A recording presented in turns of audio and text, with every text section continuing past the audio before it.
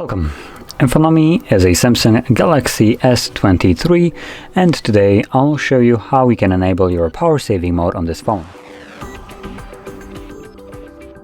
Now to get started, simply pull down your notifications from the top, extend it by swiping down once more, and this will show you all the toggles right here that are added obviously just by default, but one of those toggles added by default should be power saving mode, which for me is right here in the corner. So once you see it, simply tap on it.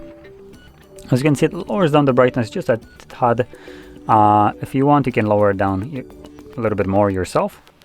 Now, the reason I mention this is because brightness will have probably the biggest impact on your battery life. So if you can lower it further, do so. This will give you a far better result than enabling this toggle right here. And obviously, that's basically all you need to do to enable power saving mode. Tap on this switch.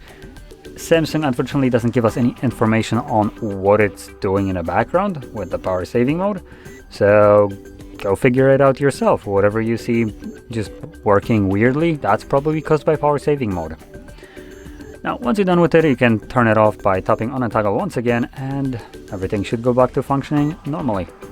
So with this being said, if you found this very helpful, don't forget to hit like, subscribe, and thanks for watching.